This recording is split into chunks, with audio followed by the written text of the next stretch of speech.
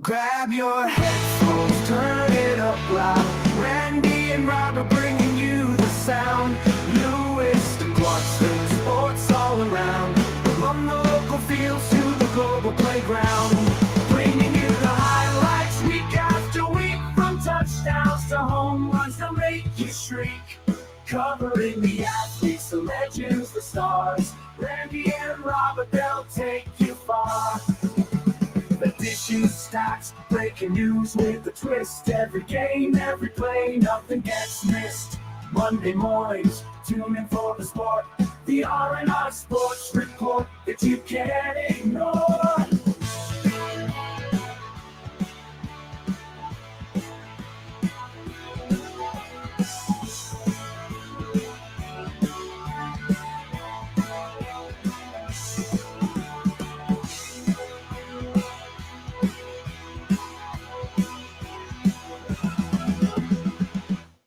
They're ready for the action.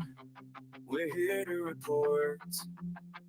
Randy and Robert together, talking sports of every sort. From Lewiston, Idaho, to fields around the globe. We got the news, we got the views, we're in the know.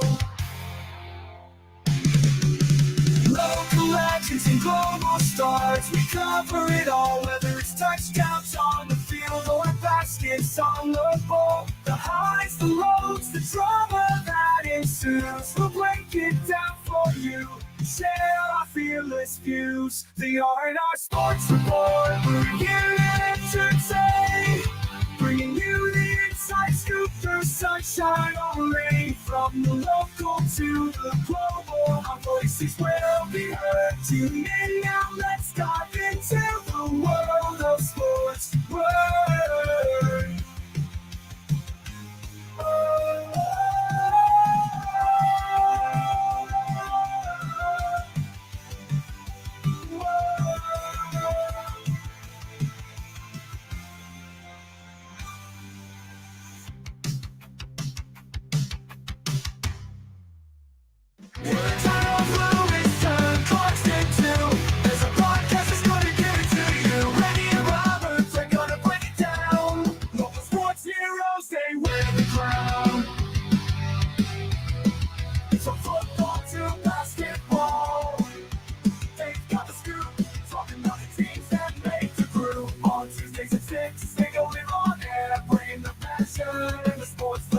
Welcome to the R&R Sports Report, where Randy and Robert always bring the sports.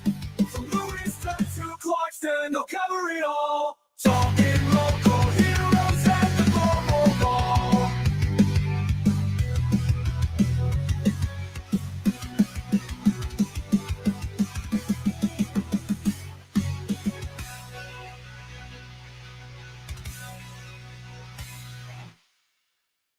Lewiston and Clarkston, we're here to ignite, talking sports all day and through the night. Randy and Robert, the dynamic duo, get ready for the show. It's about to go. From the small towns to the worldwide stage, we'll bring you all the sports news in this age. Local heroes and global legends collide. We'll keep you in the loop, we won't let you slide. The R&R Sports Report, we're here to play, talking touchdowns, slam dunks, and goals all day. Randy and Robert, every Tuesday, for all the sports action that comes your way. On Tuesday night, 6 o'clock, you know where to go, to Randy and Robert's show. They'll give you the lowdown. Lewiston and Clarkston, they rap it like pros. Talking local sports, they never miss a blow. From football to baseball, they got all the stats. No matter sport, they're always on track. Aussie rules, they break it down like no one else can do. The R&R Sports Report, always bringing the news. They're Randy and Robert always same away, same road. Talking about the games, very trips also tune in every Tuesday, since you won't be bored. The R&R Sports Report, the podcast you adore.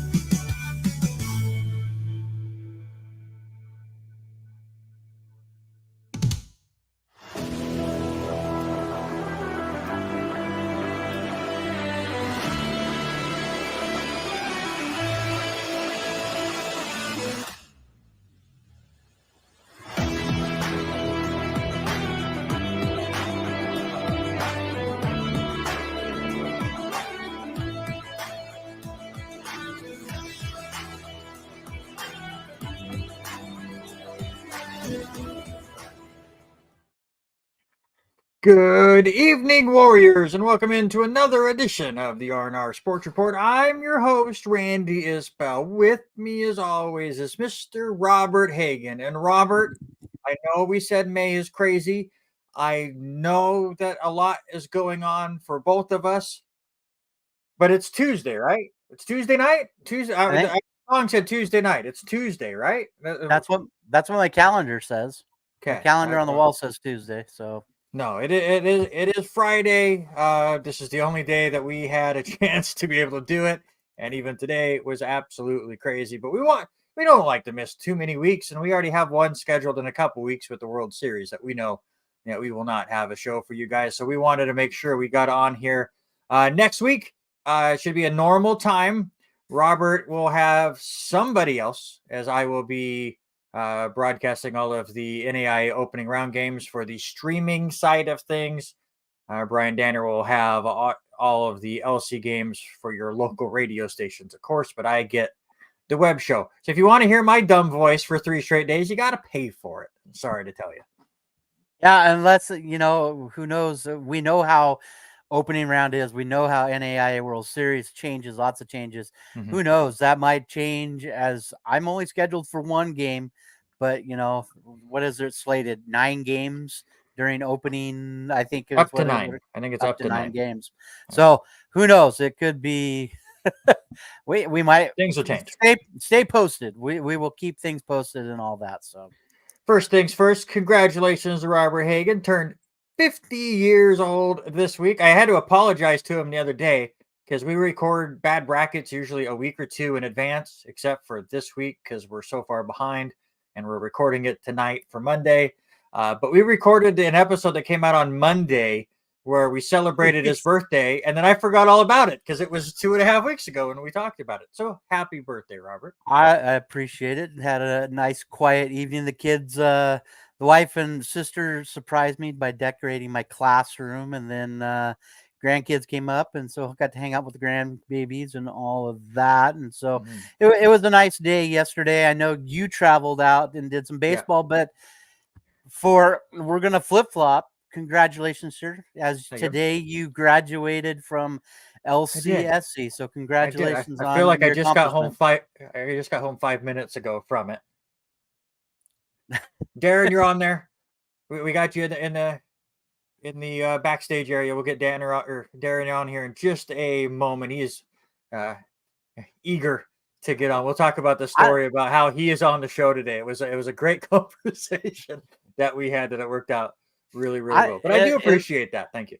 It does look like he's in the backyard. He's got the lights hanging up. Maybe it's Friday. Yeah, there you go. He's ready to go. He knows how things are set up. So before we bring on Darren and we talk about it, the entire first hour is going to be baseball focused, and we're going to kind of do things the way we first envisioned this show. We're going to go high school to college to pros and kind of expand our view as we go on. Obviously, baseball and softball and some of the other spring sports are getting into their state tournaments and wrapping up their season. Unfortunately, Lewiston's season came to an end on the baseball side yesterday. We'll talk to Darren about that. Opening rounds for LC begins on Monday. The 46-team bracket was announced yesterday. I am proud to announce that I got 45 of the 46 teams correct. I only missed out on one, and I feel like the one I picked was better than the one that they picked, but we'll talk about it when we get there. Of course, we got to talk some Major League Baseball. It's been one of those weeks where usually I'm watching most of the Yankee games. I think I've watched 2 this week, and for them to take 2 or 3 from Houston and I only got to watch one of those games is very depressing and frustrating. When we get to the second hour, we will have our normal sports related draft. We will get into our power rankings. We will predict week 1 of the NFL schedule. There were rumors that it was going to come out yesterday, and then apparently they don't have everything locked in, or they weren't ready to reveal it just yet. So now it's sounding more like next week. That gives us a time to tell you what to expect that first week.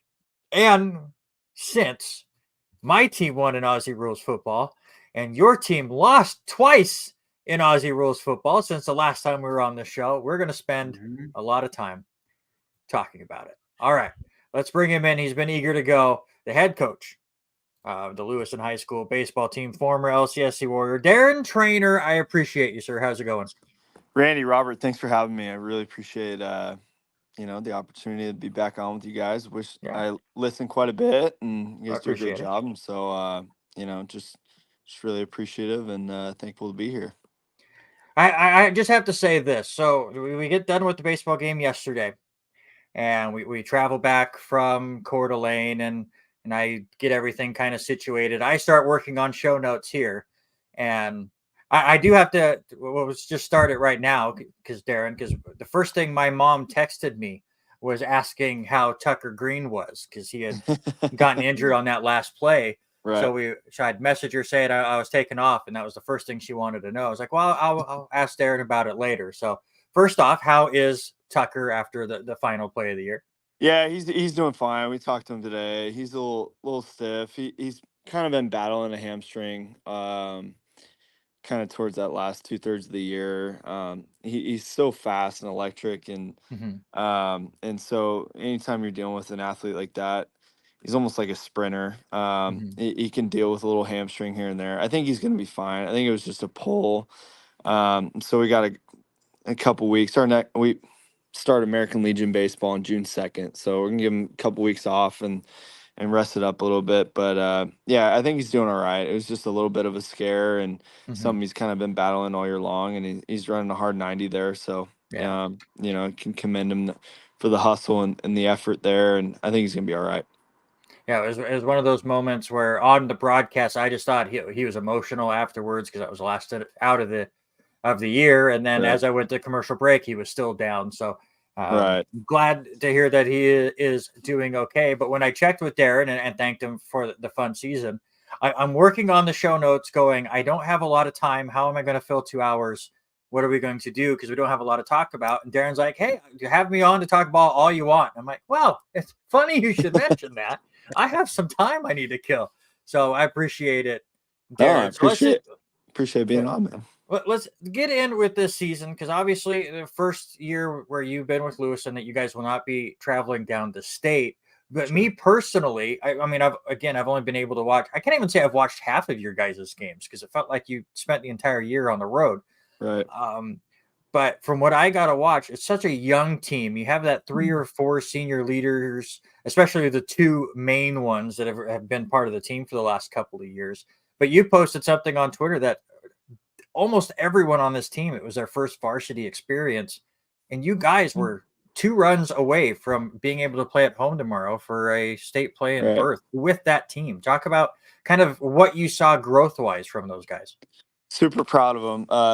Just a fun year. Like, we do off-season workouts. We start in October, and it's completely voluntary. The senior leaders lead the group. The coaches can only coach for 10 hours of contact time for more than 2 players to 1 coach. So it's really player led, and they did a fantastic job from October all the way through the end of the year yesterday. And we knew it was going to be a young group. I think we had 10 seniors last year, and I think 7 played a big part in that. So we knew that we had to fill some spots, and just really proud of the group. I mean, we had 16 out of 19 brand new guys to varsity baseball. Drew Hottinger and Dayton Phillips hadn't played baseball since they were 11 years old, and I credit Coach Brooks Uhas with Drew Hottinger. He'd been working with them since October, and he kind of joked around at first, just saying, "Hey, I want to play baseball this year." I was like, "Well, it's the right year to do it. I mean, we we have three returners, so." And he just kept working at it, kept working at it, and he's a great person to be around the program. Just a veteran presence to be around the young guys, some maturity and stuff like that. And Dayton Phillips is a great story too. Like athlete, I have him in PE class, and he'd always joke around about, I can really, catch a fly ball. Well, I'm like, Dayton, yeah, it's wiffle ball with a team sports class. It's a little bit different, varsity baseball. He's like, no, I can really track one down. I was like, all right, well, we'll see. And he didn't attend any of the preseason stuff, so we didn't really know much about him. And he came up to me the day of the tryouts, and he was like, "Coach, I'm really gonna try out." And I'm like, "Do you?" He was like, "Do you think I have a chance?" And I was like, Dayton, I don't think so, man. I think we got some young guys. We're gonna kind of roll with them. He's like, all right, well, just let me know if I'm gonna try out regardless, and if it's evident in day one that I can't make the team, then so be it. Just let me know. And he goes out there in day one of tryouts, and we run a coach push inter squad, and he makes a diving play, and he's flying on and off the field, and we're just like, my assistant coaches are like, you can't cut this guy. Like, you gotta keep him. He's all about what we're trying to build. And so, yeah, just a really fun year. Like, we completely transformed what we were trying to do offensively, and got to a little bit of small ball, executing sacrifice bunts, Mhm. working on base running constantly, and we knew we had team speed, and we knew that we just had to put the ball in play because we could play defense. So, and we liked what we had on the mound. So, yeah, 16 out of 19 guys were new to varsity baseball, and probably 4 or 5 of them were starting on the freshman team last year. So they completely skipped the JV level and just went up to the varsity level. So it's a lot of fun, man. They were just a great group that came out and just competed each day. Obviously, it's a roller coaster, right? I mean, we Mhm. we definitely dealt with some adversity. We got hit with some bumps, but give those kids credit. Even on those double headers, you have to come with focus and attitude and effort for 8 hours on the baseball field. As you can see, at the college level, it's hard to do that. Double Yeah. headers are tough, and so I like the resiliency in the group, and I think we have some pieces that we can build upon throughout the next couple of years, and we're really excited about the future. Well, I want to Before, ask you. You said they had 19 new faces to the varsity side, and Randy and I have talked about this many times, especially on the Clarkson side too. Sure. As you go through the lulls of not having the numbers in there, how did the numbers look during tryouts? With there being 19 new faces, did you see a growth in everybody trying out, or did you have to really hit your recruitment, because we know you do teach up there at Lewis, and how hard Sure. was it to try to get those folks in and start to participate again? Well, Robert, we had 38 try out and 38 made a team, so it was pretty easy to make roster decisions. We kept everyone. Kind of weird group with the juniors. Some kids that had been in the program didn't try out, and that's fine. They different interests and stuff like that. So the numbers were down this year, but we're really excited that we kept that freshman team. I think we were dealt with a scenario with we had some sophomores that we had to play a lot. They had to play at the varsity level, Mhm. and so they were listed as swing guys. And then as we got into the year, um, they're playing every day at the varsity level, so it's really hard to play a doubleheader on Tuesday and then play JV games on Wednesday and then make a decision on Saturday. So what we did is we probably had about 10 kids play JV baseball, which was awesome. Like, they got to play a lot, they got to develop. We had about 11 kids play freshman baseball, so everyone got to play, everyone got to get better. And there's about 16, 17, 18, and we moved that roster up to 19 in the end. So, um, so the numbers are what they were this year, but we're really excited about the eighth grade group, and um, we opened up our workouts and whatnot, and so we know what's coming in, and I think there's about 16, 17, 18 eighth graders that have played high levels of baseball and that are looking to be a part of the program. So I think Mhm. that'll kind of supplement maybe the lower numbers that we received at the freshman and junior level this year. So One of the things that you talked about was some of the seniors that came in playing for their very first year. Drew Hottinger, obviously, I yes, covered for basketball for several years, and obviously as a football player as well. I think one of my favorite moments calling for Lewiston was senior day when Drew Hottinger gets out there, gets the start on the mound, and I have Cody Ray's dad doing the PA announcing, and he's talking about how he was under the impression is like they're going to give Drew like two batters, and it's like they're just going to let him start, and he's just get him out there, and then they're going to pull him, and then he goes out there and throws a 1, 2, 3 inning yep, in the yep. first. What is that conversation with you and Drew? Because obviously he was able to come out and start the second inning and went a little longer than first anticipated. Yeah, we knew we were gonna pitch him, and he's a weird look. He's 6'6", and it's just a tough look. And so we knew that if he could just throw a fastball in there and maybe flip a breaking ball in there, that'd be awesome. So he came out and he was just throwing strikes right out of the bat, and he's just such a great kid. He's worked at it tirelessly with Coach Uhas, and Coach told me in the dugout, he's like, "Yeah, he looks good in the bullpen. Like, let's run him out there and let's see what we got." We kind of emptied the clip there with Kolb, and we wanted to go for the win there, and it was just kind of weird one there, a couple bloops, and we ended up losing a close game, and but yeah, Drew went out there, and that was probably one of my favorite moments of the Mhm. year. I mean, he's worked so hard, and he hadn't played baseball since he was 12 years old, and just a great kid.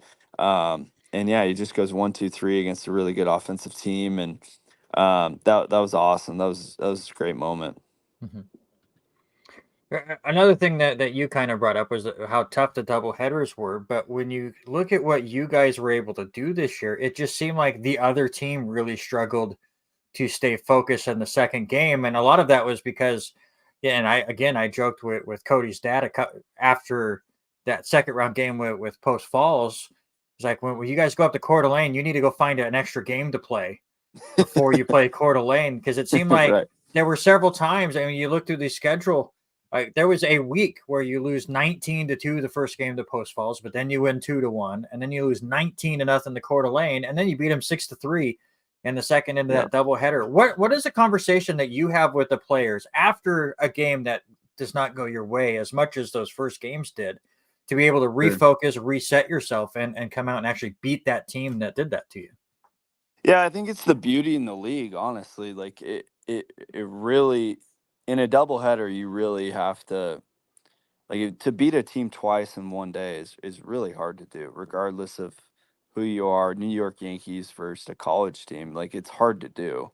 And so with us, like when you lose 19-0, um, and when things snowball, stuff happens and you don't play to your caliber, you just got to flush it. Like we something we say all it's in our program is just the next play mentality. You just move on. You can't dwell over it, you can't worry about it, you just kind of move on to the next play, and it is what it is. We lost 19-0. Like, there's no change in that. Like, there's a baseball game in front of you, and the kids bought into that, and we found that you know they don't get to take the 19 runs into the next game. Like, it starts Mhm. 0-0. You just got to compete and just have fun, and it's a game of baseball. And so they were just resilient all year long, and just all right, let's compete with what we have in front of us, and let's just control pitch to pitch and see if we can just win pitches at a time. And um, obviously, we felt comfortable in low scoring games, and games that where the little things matter, the base running, the controlling the run game, all that defense, all that good stuff.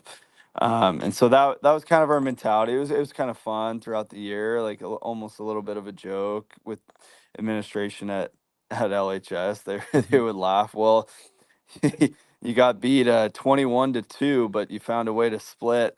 And we're laughing with them. We're like, hey man, they don't get to take 19 runs in the next game. Mm-hmm. So yeah, it's just baseball, and you see it at the college level. We'll see it next week in the opening round. It's tough. It's the great thing about it is it's not bigger, faster, stronger always wins. Mm-hmm. You never know. There's different factors that go into the game, and that I guess that's the beauty of it and why we like the sport is anyone can beat anyone on any certain day. So kind of a roller coaster of a year. You just got to have a good attitude and just keep playing the game and trying to get better and attacking the game in front of you. So our group Mm-hmm. did a really good job at that. You talk about the roller coaster of the year for this year, and I hate to jump ahead for next year, but I'm going to pose the question to you. A lot of change is going to happen in Idaho with restructuring. Uh, Tell us where does this Lewiston program fit in now with the new structure coming next year? Yeah, I think it's a good question. I think looking at this year, and obviously we're gonna, I guess, stay at 5A, right? And Mm-hmm. so everyone else is gonna come up, and then those 5A schools are gonna move up to 6A. I think it's exciting. I really do. I think it's a good move, and we're excited. I think regardless of 4A, 5A, 6A, our schedule is a great schedule this year. I think trips to Lakeland, trips to Sandpoint, trips to Moscow. Moscow's an outstanding club, like outstanding club. Mm-hmm. I would not be surprised if they go down and win the 4A state championship this year. Like they're well coached. Their guy is on it. Coach Rod over there. They do the little things right. They have two really good arms. They're a really, really solid club.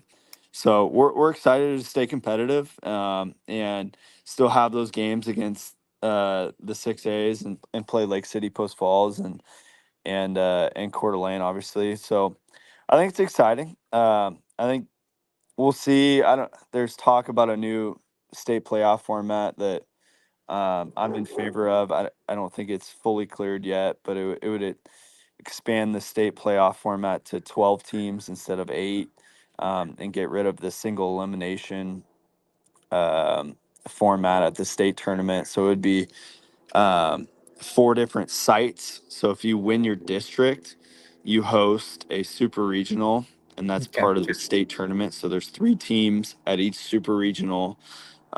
You win your super regional, you advance to the state championship series. It's 4 teams at the state championship series, double elimination style, and I obviously I'm in favor of that. I'm new to this thing, right? Like Mm-hmm.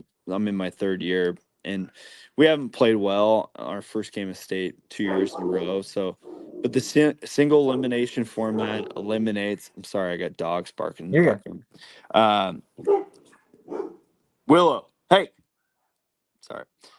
Single elimination format eliminates those consolation games where you really only get parents, and when you get into those playoff format games you get a ton of fans. It's a great atmosphere for the players. So Mm-hmm. that's something to look forward to. I think it's going to pass, but don't quote me on that.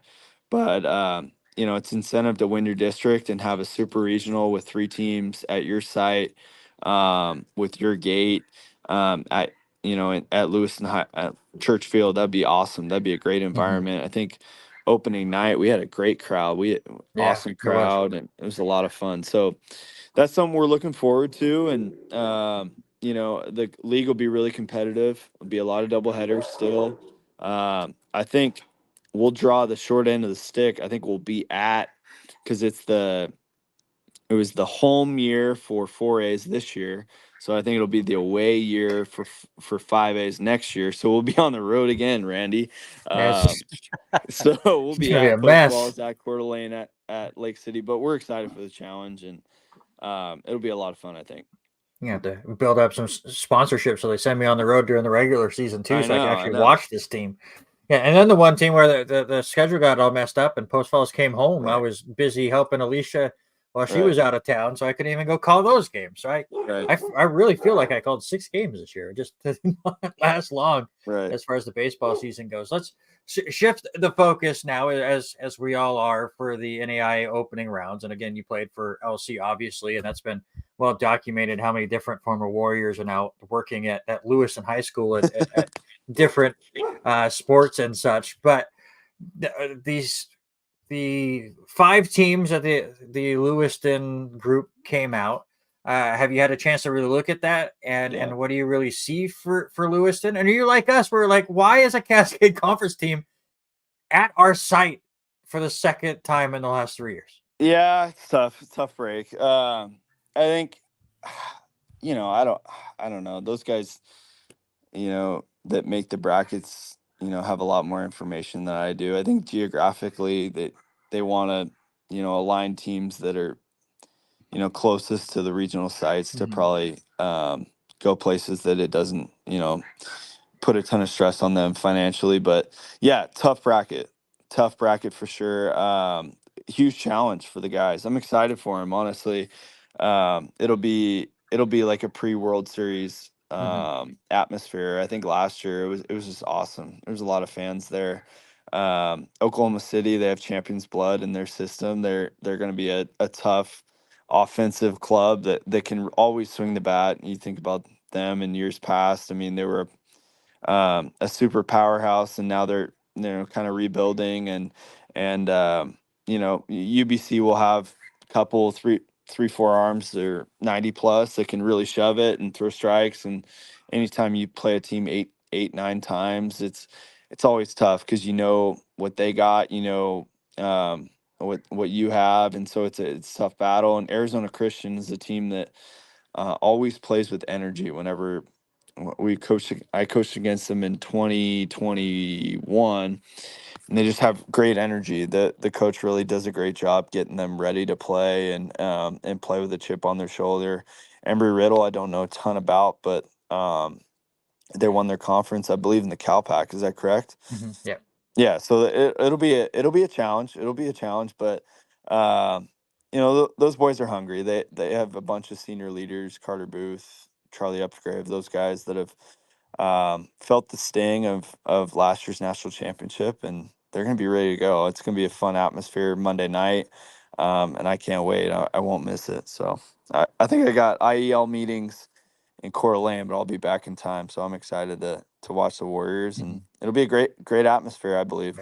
Yeah. I'm very glad, and we'll talk about it here shortly when we really dive into it. But I'm very glad it's a 5-team bracket here in Lewiston instead of the 4-team I believe we had last year. It was the year before. I get years mixed up in my head.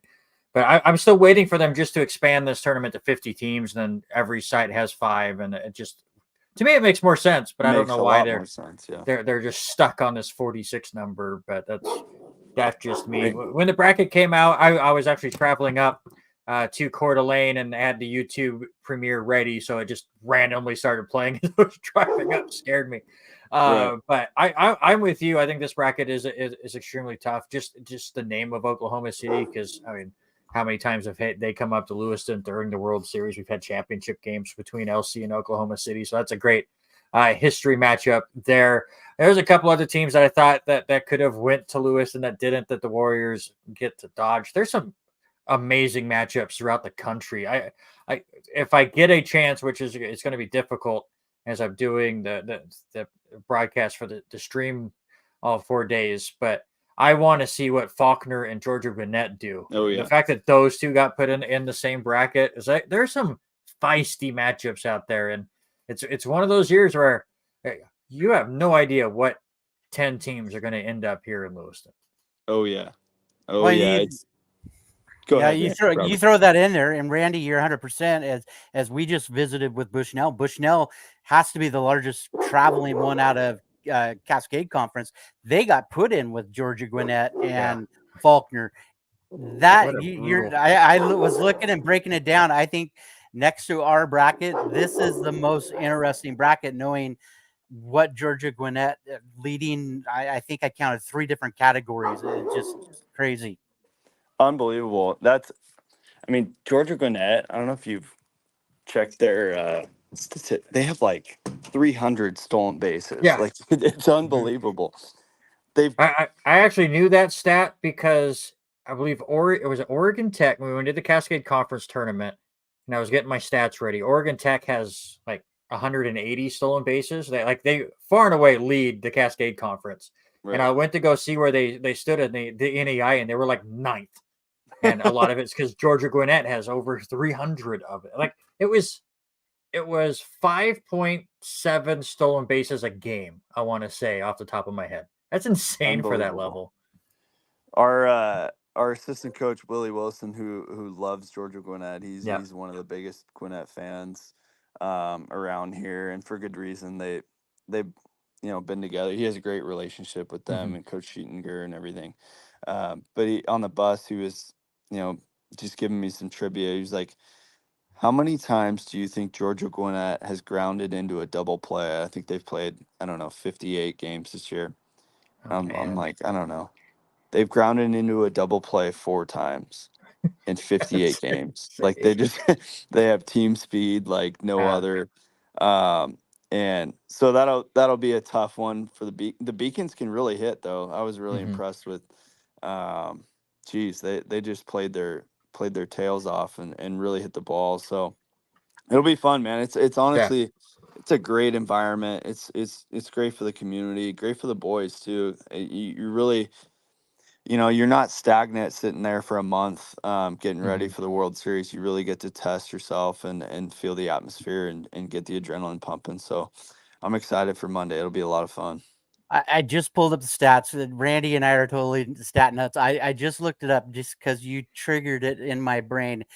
They were only caught stealing 7 times in conference play the It's just entire season.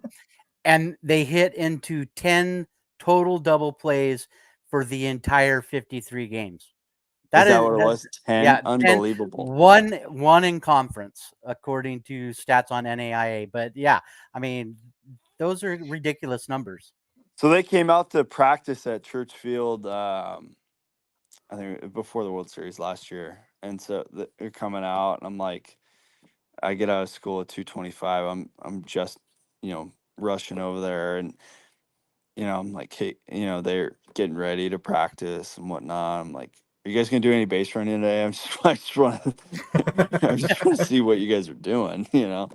But they weren't doing it. It was a light workout, but just unbelievable. It's exciting it's just crazy. That's just applying pressure, and that's just a stat you don't see, at the Division 1 level, Division 2 level. Like it's just on its own, on the moon. So they got it rolling over there. You better have a catcher that can throw the baseball Yeah. and some pitchers that can get to the plate 1-3 or less, or it's gonna be a long day for you. Yeah, we'll see if they end up in Lewiston, so we can check that out. I'd have to look at the stat, but I would probably put money that there's at least one player for Georgia Gwinnett that has more stolen bases this year than the Warriors have all year long. Oh yeah. just how insane they And it, have it been. kind of plays into the courtesy runner in the NAI level. Like if you have a really fast kid um that can come in and run bases for your catcher, like it's a weapon. It really is a weapon. I bet their courtesy runner probably has 35 probably stolen bases, and that's a huge, huge asset to the team. And when you cut that roster down to 25, like you need a guy that can be a weapon out there and take a bag if you need it. In Lewiston, because it's gonna be a 7-6 ball game, 8-6 ball game, something like that. So Well, you take LC out before we let you go, and we start breaking down our predictions here. I want sure. to get your prediction here for the Lewis and bracket. You take LC out. Is there a matchup between the other 4 schools that you're really excited to look at? And who is that team that the hometown fans should be most scared of eliminating LC? Shoot, you're asking the wrong guy. I don't think I can ever pick against the Warriors. So I'm not going to. I got the That's why we Warriors took them winning the out. We set bracket. them over here. Yeah. I got the Warriors winning the bracket, but I would say Arizona Christian is always a fun to watch. They they are pumped up, ready to play. It is a loud dugout. It's a fun watch. So I would say if you can get out and watch the Firebirds, they are always an uncomfortable team to play against. We usually make that trip early in February and go play against them, and it's never easy, regardless of the score. They're doing a really good job over there, and they're fun to watch, man. I tell you what, they're really fun to watch. I don't know much about Embry Riddle, and I know Oklahoma City will be ready to hit, but I think Arizona Christian is a tough team to play against. They're just always a tough team to Mhm. play against. So that's who I would say. Yeah, Monday looks phenomenal if you have the day off. British Columbia and Embry Riddle do start things off at 11 a.m. Then you get Oklahoma City and Arizona Christian, as Darren said. Those are two fantastic teams. They play it scheduled at 2:30. Things never stay on schedule for these tournaments, but we And will so see. LC plays at 6 against. Yes, they will play the winner UD. of British Columbia and Embry Riddle. Right. Yeah, Gotcha. and Perfect. then from then on, 3 games on Saturday or on Tuesday, 2 on Wednesday, and then if there's more than one team remaining, they'll play one more game on Thursday. So yeah, fantastic schedule as Darren said, and we'll get into the World Series once everything comes to light. But Darren, man, I always appreciate you. You always come on, have some fantastic insights on the world of baseball, both because you played for LC and now the head coach for Lewis, and always open and honest about things. And I always appreciate you, man. Hey, I appreciate you, Randy. Can't thank you enough. I think it's super cool that you're out. I think you're the only guy in the IEL that travels and broadcasts games for the boys. And I know my family back in California, they can't wait for district baseball because they know you're going to be on the mic, and Mm-hmm. just super appreciative of you and everything that you Mm-hmm. do for our program. Thank you. Appreciative of both you guys, and a lot of fun to listen to, and always a pleasure to come on with you and talk a little baseball. And thank you for having me. Go Yeah, Bengals. no problem. Thank you so much, Darren. All right. Thanks, Aaron. Bye bye. That is Darren Trainer, the head coach of the Lewiston High School baseball team, and he did exactly what I was hoping for. We're 40 minutes into this show. Darren is always a lot of fun to talk with. I always have good conversations with any of the coaches from basketball or baseball that I cover, but it always seems like, especially early on in the year, as we're getting things settled, I can always go up to Darren, and he's very open about what's going on with this team.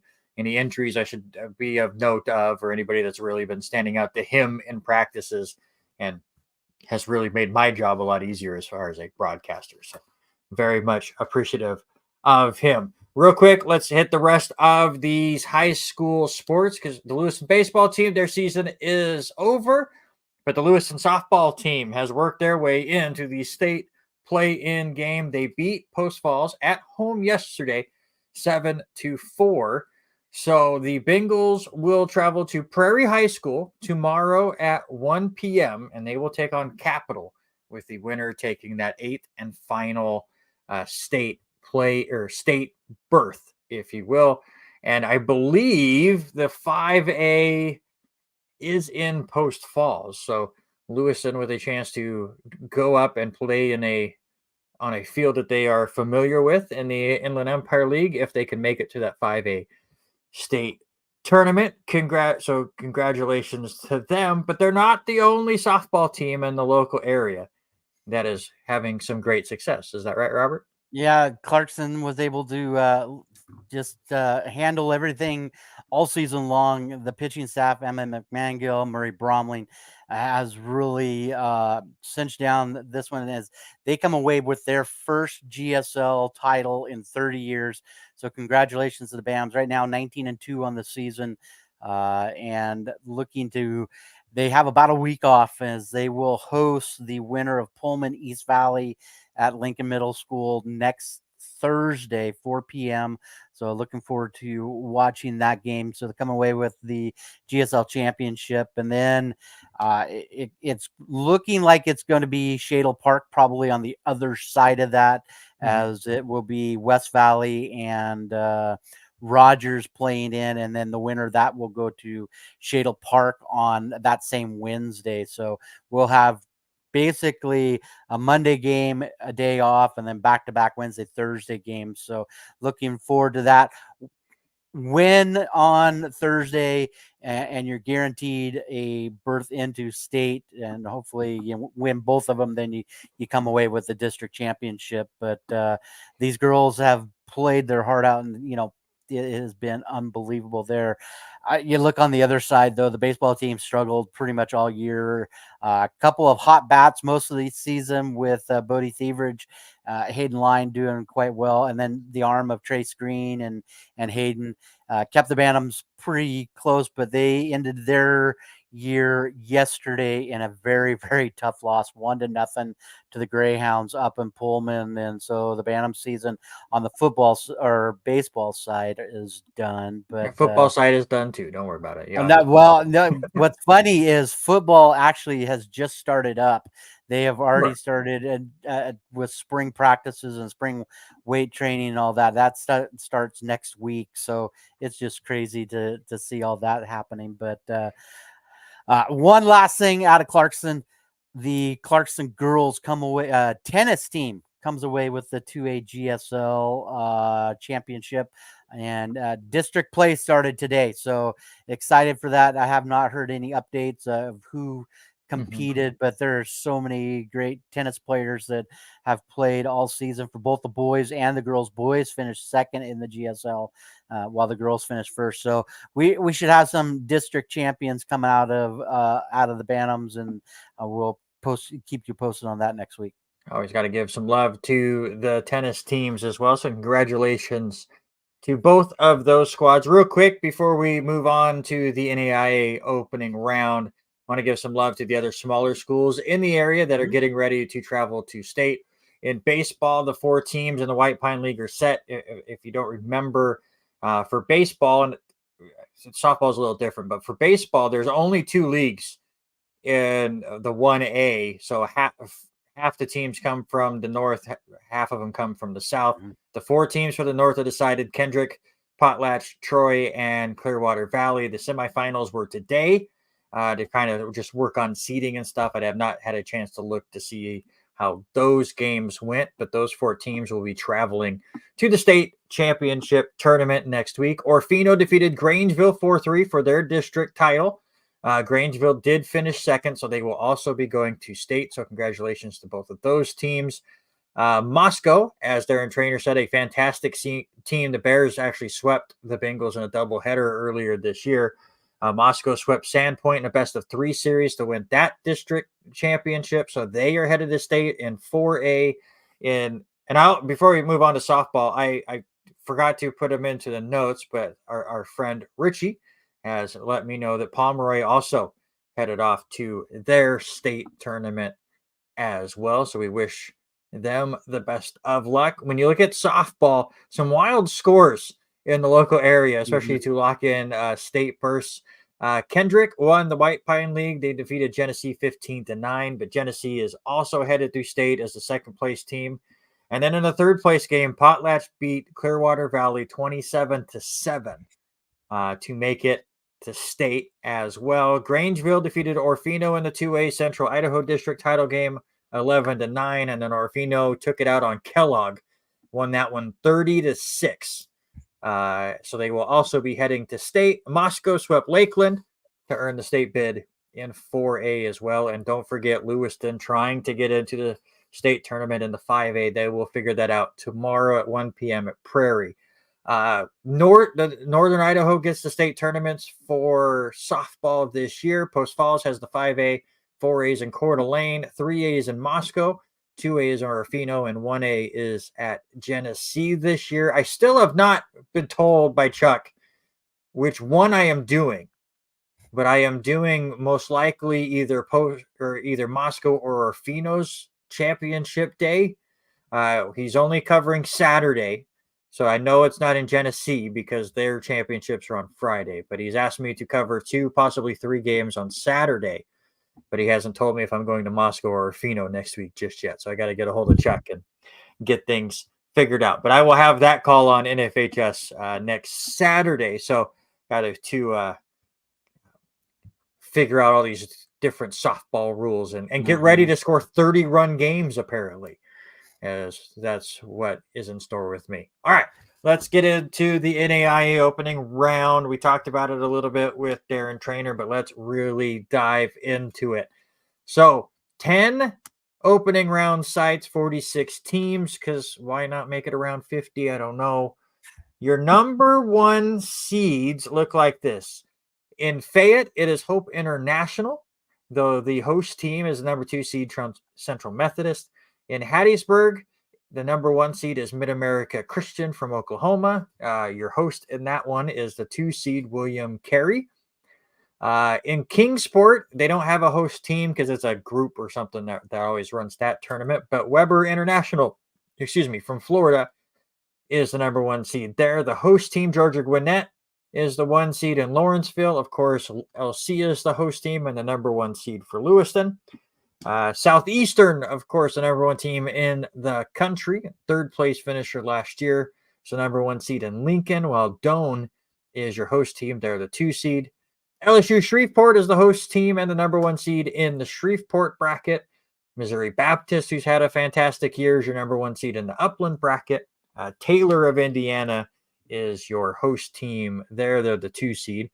Reinhardt is the host team and the number 1 seed in the Waleska bracket. And then in Williamsburg, your host team and number 1 seed is the Cumberlands of Kentucky. So those are, if you go by the seedings, the 10 most likely teams that will now end up in Lewiston for the World Series. There were 16 at-large bids that were given out. I had some fun on Twitter earlier this week, and I gave out my predictions with NAIA ball, and they asked what we all thought, and I was the first and one of only like 2 or 3 that put it all out there, gave them your 16 picks, and I had so much hate and so much anger. I had an Oregon Tech player on the current team comment under why I put British Columbia over them. And I told I felt bad because Oregon Tech, if you look at it on paper, probably had the better year, but British Columbia had beat them in the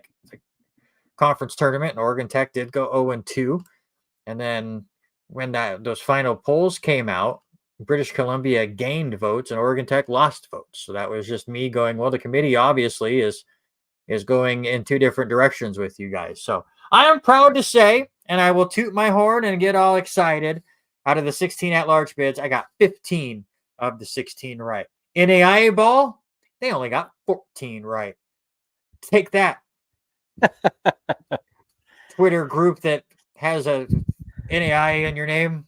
I know more. I don't. I really don't. I'm 100% with them, and I really enjoyed their breakdown show on Wednesday night because I was with them. It was like the first 13 were simple. Like those at-large bids, I think were pretty much locked in. If you really started looking at any of the numbers, anybody was going to get those first 13. It was those last 3 that really came down to like 10 different teams that really changed things out. The only one I got wrong, I had Georgetown in over Freed Hardeman, though I had somebody in the comments there give me insight on Georgetown, and there was another team that they felt could have got in ahead of Georgetown that wasn't going to, and that was going to hurt Georgetown's chances. And went, well, I'm probably wrong there. That's the only one I got wrong. But Freed Hardeman should not have been in this bracket. Like their strength of schedule was top 10. Give them credit. There's a bow chip thing, which is like an RPI for college basketball, but here for baseball, they were top 10 there. I get that. But in their last 10 games, they went 1-8-1.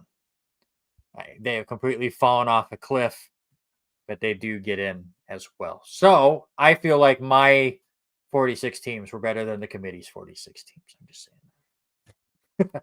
But the really cool thing, out of the 46 teams, 10 of them are making their first ever appearances in an opening round. So some new teams getting some experience, and very excited that 3 Cascade Conference teams were able to make it. I was worried, and I think Danner and Danny Grubb in the press box this last week had agreed with the point that with Bushnell winning the Cascade Conference, that it was really going to hurt British Columbia and Oregon Tech, because it was Cascade Conference still has not gotten to that point of getting the credibility to get 3 teams in, but British Columbia did sneak in. So very happy with that. Looking at the 46 teams, what were your initial thoughts. Well, what I looked at, you just brought it up, and we said it with Darren a few minutes ago. Is looking at the breakdown. Uh, you know, Darren was really saying, and they wanted to keep them as close to home region as possible, even with Bushnell coming away with the win from the Cascade Conference over the weekend. We'll talk about the Warriors really struggled that opening game there last week, but Bushnell, to their credit, they played very well. But now they've got to travel way across the east side. You get put into the same bracket with a dominant Faulkner team. We know what Faulkner can do. Faulkner has proved themselves they've had a little bit more down over the last few years, but to be in that same bracket with Georgia Gwinnett, looking at those numbers of leading in batting average, leading in hits, I think they were leading in runs also, just was huge.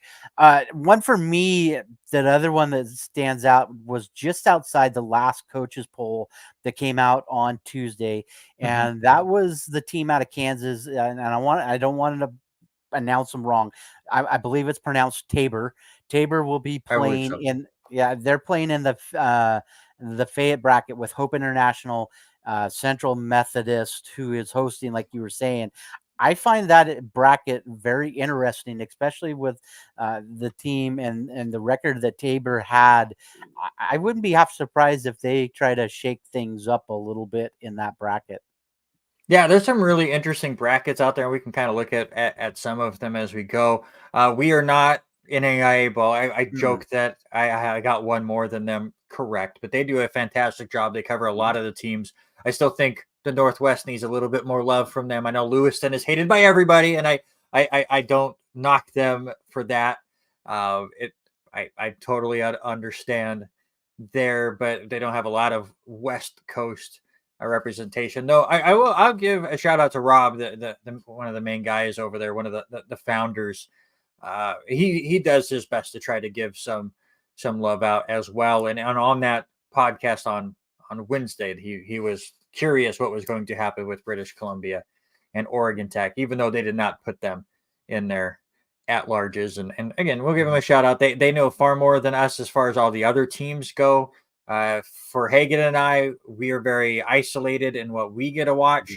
We look at the Cascade Conference. We work with Lewis Clark State, so we see the teams that come here. It was awesome to see LSU Shreveport and kind of see what they were all about.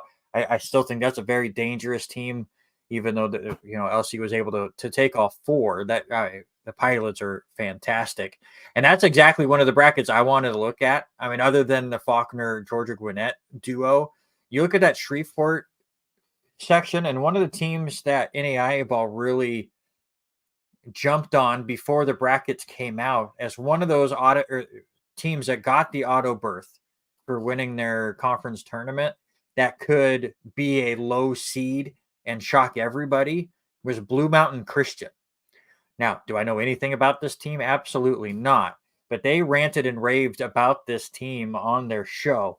And for them to be in the same bracket as LSU Shreveport, who's very good. Talladega has won double-digit straight games as well. They're the 4 seed in this bracket.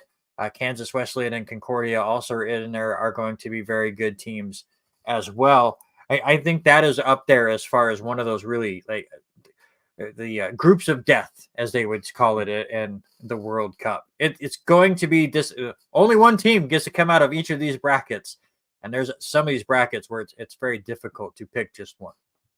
Yeah, 100%. Because you look also in that same bracket, and I kind of lean that way, and I have to go back and look back who I ended up taking in that one. But you look, the team that jumped out at me was Kansas Wesleyan, who finishes in the top 20 with their record, only losing 10 on the season. So like you said, we don't get to see a lot of the record, but sitting 45-10 and you're ranked 20th, well behind some of these other 12 loss schools, 11 loss schools, even it just is proving so much more. And we don't want to, I mean, I don't want to sound like I bash on the NCAA, but NAIA just seems like it keeps growing bigger and bigger with more talent, not just in baseball, but the other sports that we get to cover.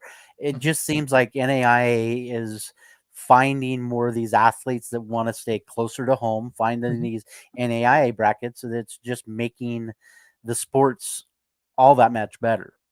It's also one of those levels, and we still get transfers, and we Mhm. get people that only come in for the year and they move on. And I mean, it's the way college sports are, period.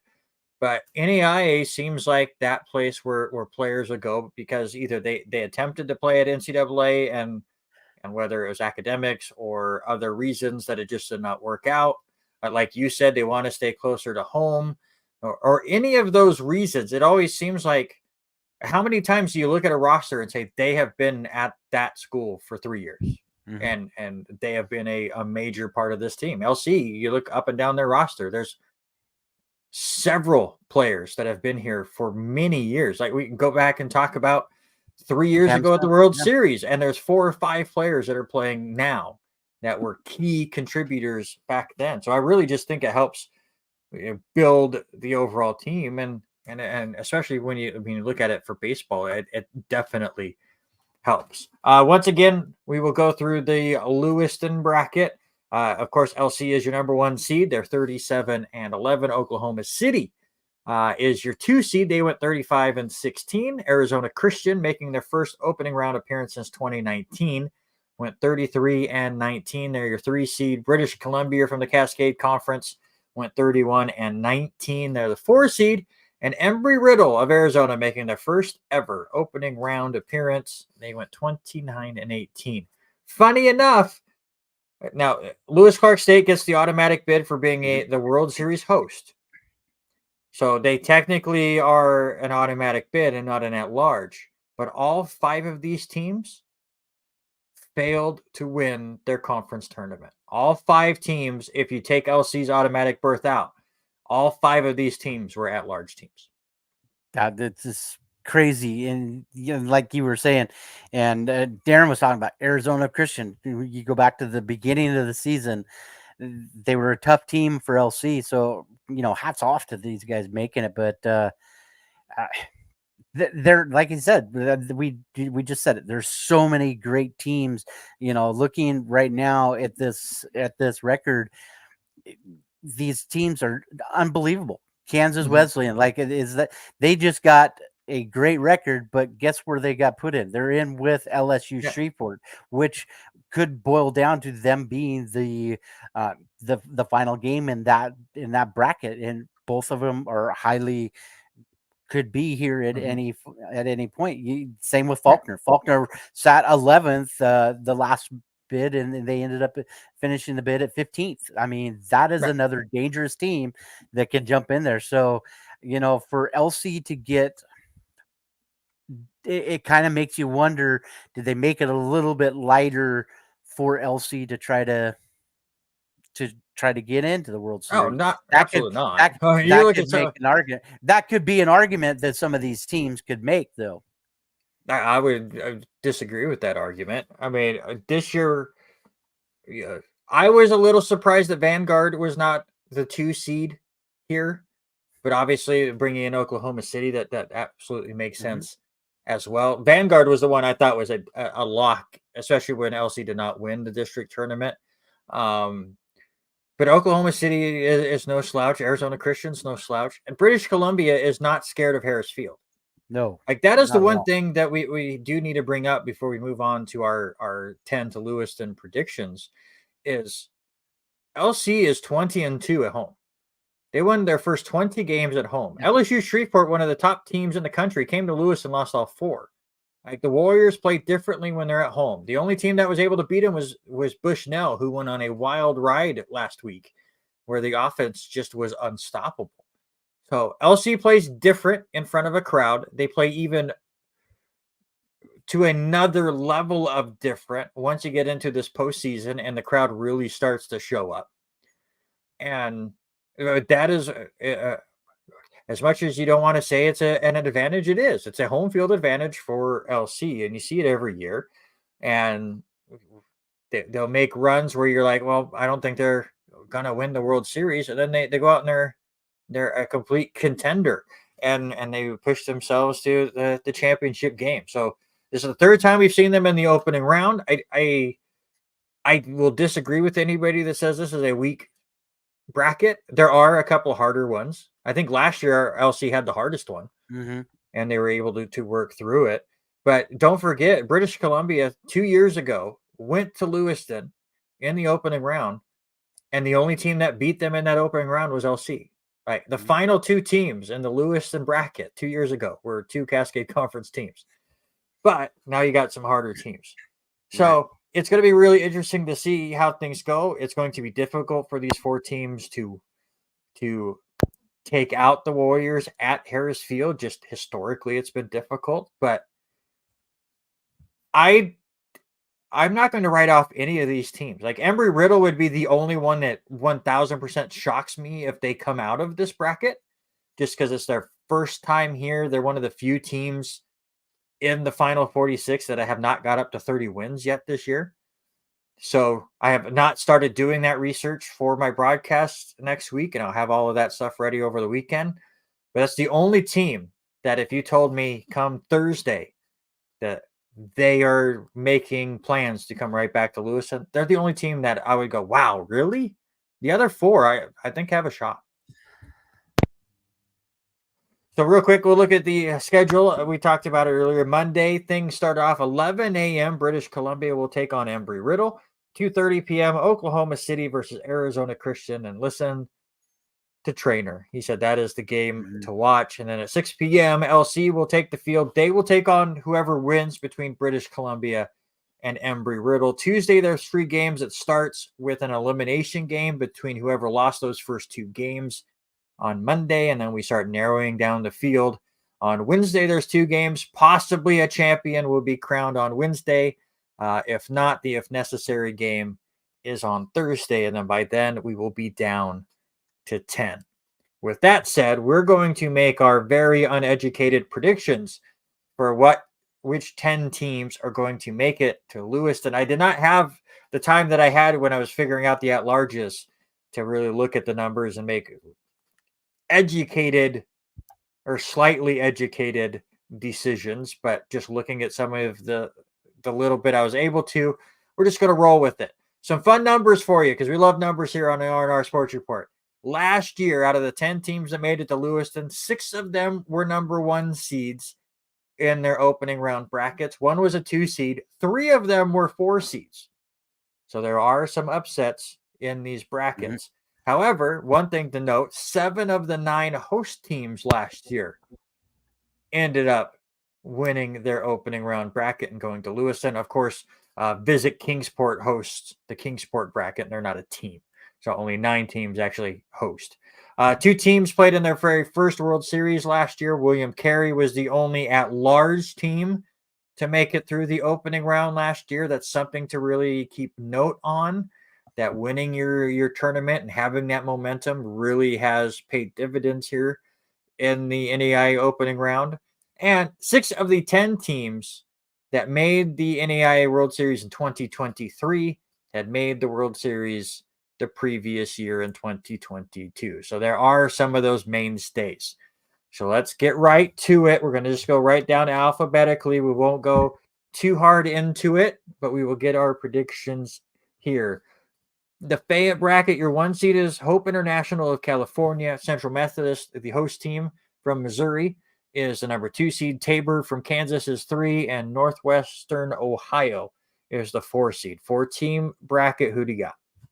I'm going to go with Central Methodist, but like we talked about, Tabor earlier was one of the teams that stood out to me, and also Hope International, but I think Central's going to end up winning this one.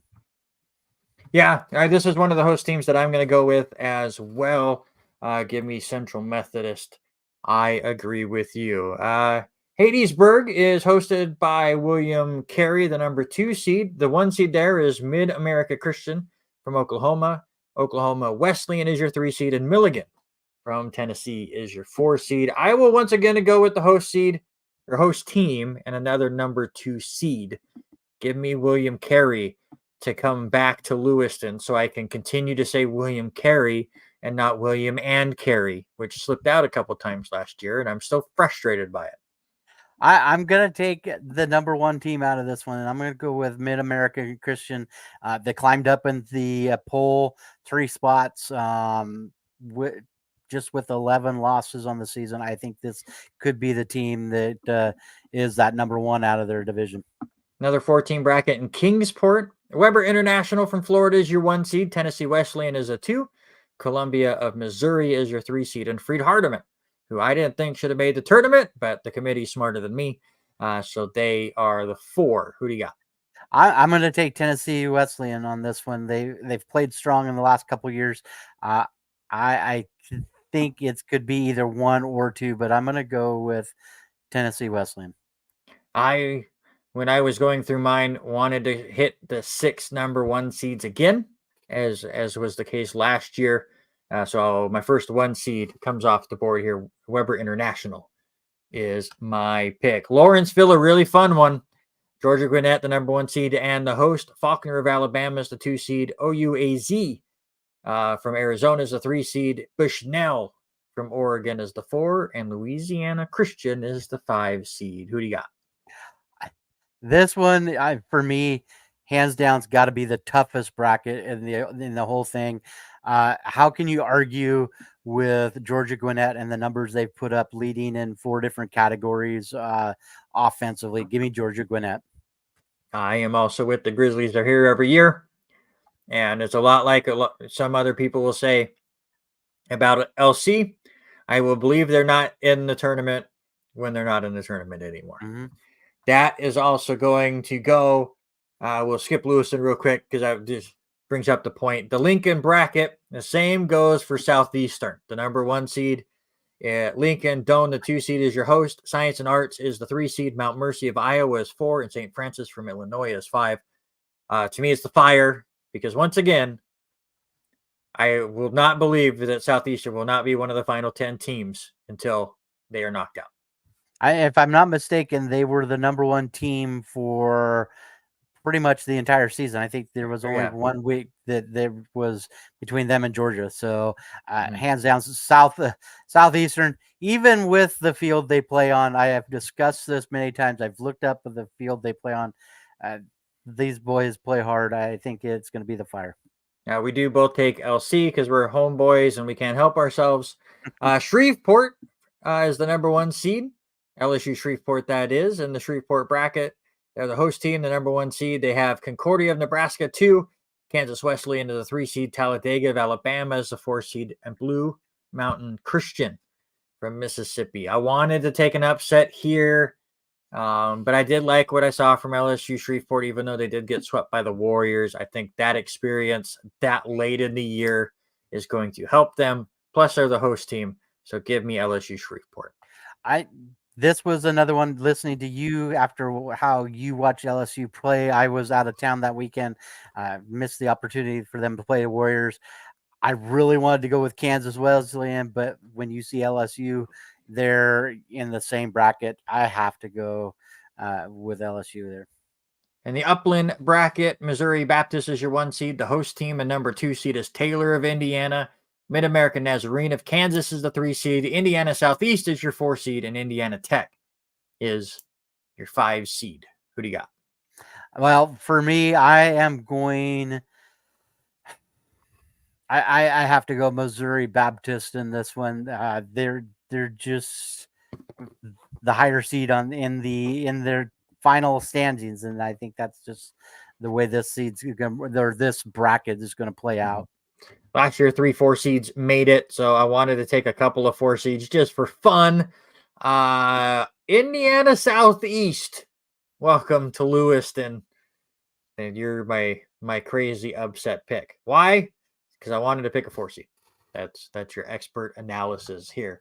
The Waleska bracket, hosted by the number 1 seed, Reinert, Georgia. Jessup from California is a 2 seed. Point Park from Pennsylvania is the 3, and Kaiser from Florida is the 4 seed. Give me another 4 seed. Give me Kaiser. I think a 4 seed has a better chance in a 4-team bracket than they do in a 5. This is the same kind of idea that happened with Bushnell. This is happening with Jessup. Jessup has to travel all the way to Mhm. Georgia from California. I think a team that was only had 9 losses, them kind of getting hosed, having to travel all the way across the United States. Mhm. Give me Jessup. I think they'll have something to prove when they get down there to the Rhinelander, Georgia. That's totally fair. In the last bracket, Williamsburg, Cumberlands of Kentucky is your host and your number 1 seed. Bellevue of Nebraska is 2. Loyola of Louisiana is 3. St. Francis from Indiana is 4. And Park from Missouri is the 5. I needed one more number 1 seed to get the 6, so give me Cumberlands. Number 1 seed here, number 3 team in the nation. So give me the Cumberlands. So there you go. Those are our picks. Sure to go wrong for the 10 teams that will be coming to Lewiston for the NAIA World Series 2 weeks from today. The NAIA World Series gets Crazy. going. It's already almost here. We will be knowing next, not on our next show because it'll be Tuesday. Robert will be on with somebody about halfway through some of these opening rounds. They'll be able to talk about that. But the show after that, we'll be able to break down those 10 teams and see how we did. I appreciate you watching the R&R Sports Report. Technically, I guess we're no longer associated with the Lewis Clark State anymore, as I've graduated and they could never fix the studio. I've been told it should be up and running again by August. So for those that are still part of LCWR, I wish you the best of luck. But I guess we can just kind of do whatever we want on this show. We could cuss if no, we're not going to cuss. No. Still family show. We're going to be nice, but no. But yes, I appreciate and trainer said some really nice things about us, and we appreciate that as well. We do not plan on going anywhere. Nope. At least for the foreseeable future. We very much enjoy what we do. I met some fantastic people along the way. Hope to broaden what we're doing here while we are still doing this show. We'll see what we do during the summer to help change things up now that we know we are just in this format and we don't have to worry about trying to make this work in a radio studio setting.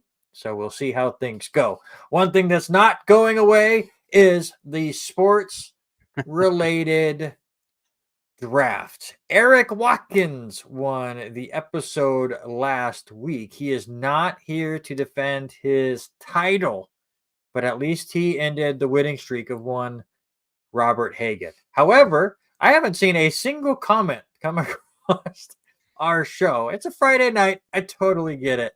So we'll see if we have a judge for our R&R Sports Report sports related draft. But before we get to that, we got to figure out what it is. And Robert, it was your turn. I saw an article in the last 2 days, and it was talking about the best combinations of at this point the world football, as everybody knows it as soccer, the best combination of coach or manager versus player or manager player. I thought how cool would that be? Let's figure out what is the best combo, best player and manager / coach in sports history. So I came up with the topic. Randy, sir, you get to come up with the first pick. The correct first pick. I don't know if you've watched it yet. Do not watch it around children. And as Kevin Hart says 37 different times, be comfortable with being uncomfortable when you watch the Tom Brady roast I that have is on not seen it yet. Netflix. It is 3 hours long, and for the most part, it's absolutely hysterical. There's a couple of presenters that are like, I didn't really get into, or they weren't that funny. But some of the jokes that they hit and some of the things they say about Tom Brady or Bill Belichick is hilarious. The awkwardness of Bill Belichick and the owner of the Patriots, who I'm now blanking on his name when I want to bring it up. I know Robert's typing that in right now, but the awkwardness that they had while Kevin Hart got them to take a shot together was fantastic. But the correct answer is, of course, Tom Brady and Bill Belichick. in a free agent era in the National Football League where dynasties are difficult to come by. I know Kansas City's won the last two, but where you don't have teams that dominate for so long. Robert Kraft is the owner. Before Owner. you can even tell me, it finally popped into my head. But in an era where it's just so tough to stay on top year in and year out, the Patriots with Brady and Belichick were able to do just that. And they had two different dynasties that they had. There was like a 10-year gap where they were just fine. And by fine, I meant they continued to win the AFC East, but they would just get bounced earlier in the playoffs. But this was a 15-plus year dominating run for those two. Yeah, I think you hit that one. That was kind of a no-brainer that was going to make the list. How can you argue with those two? I'm going to throw the one in there that is probably the other obvious one, and that's Michael Jordan and Phil Jackson. What those two did with the players that Michael Jackson, Let's combine the two names together. It's been a long day. Let's contend. And what Jordan and Jackson did, and what Jordan did with the different players coming in and out of there, except for Scotty. But you adding in Bill Cartwright with the time Paxson was there, Steve Kerr. That 80s era of physical basketball, early 90s was my favorite time, and I just miss watching those guys play, and what Phil was able to do and let Michael run with things was just phenomenal. What Phil could do to control all of those guys, especially when Rodman showed up, and the how that team changed the face a little bit of how they played basketball for a while. And so another strong combination between those guys. Yeah, absolutely. That's definitely probably the best combo when it comes to basketball, I would think. My pick in the second round, stay football. And I'm going to go with the route that you went a few weeks ago where you crushed me for, what was it, the best coaches sports-related draft we had. Vince Lombardi and Bart Starr. They won, 7 championships together, 2 Super Bowls, and then 5 Super Bowls that weren't Super Bowls because they weren't called Super Bowl yet. They were a dynasty before the NFL was even a thing. Obviously, a fantastic combination between the two, and they just destroyed football back when you were a teenager. It was fantastic. Well, come on now. I didn't watch him that much, let me tell you. So, but you were around. No, I was not. He was Okay. already. He had done left by that time, and no, sir. I think I would have loved to have watched Bart Starr play. I think that would have been a fun kind of time in life to watch those guys play, especially when padding was not a major thing. So I'm going to go with God, what we're talking, early 80s. I'm going back to basketball. I don't know why. It's just because it's weird to say that, as much as we don't follow basketball, that I'm going back to another combination, and I'm going to go to the combination of Pat Riley and Magic Johnson, and them coming away with God, what did they have? Four championships during that time, from the early 80s all the way till Riley left in 1990. Some huge names that played with them. You could have almost put, I think, maybe Kareem ahead with Kareem and Pat Riley, but I think the more the face was Magic Johnson. But for me, is watching those two coach against those rivals of the Boston Celtics, Larry Bird with Red, and watching them play against the Detroit Pistons, who were huge. And so that's one of those combinations that just always sticks out, and you always saw those two, side by side. It just It's one of those games that are Mhm. embedded in my brain. Yeah, those two had fantastic success. I'm with you. I think you could have picked a different player with Pat Riley. I mean, he coached for so long that he had so many different star players throughout his time.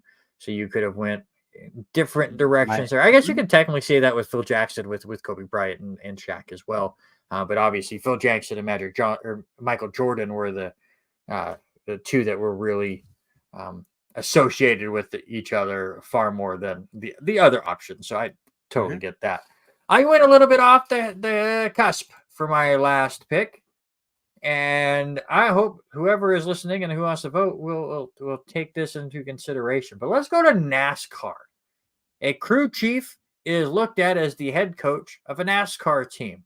And what head coach of a NASCAR team and driver had the most success? Well, that's Jimmy Johnson and Chad Knaus. I almost went with Dale Earnhardt and Richard Childress, but they did not do what Johnson and Knaus did.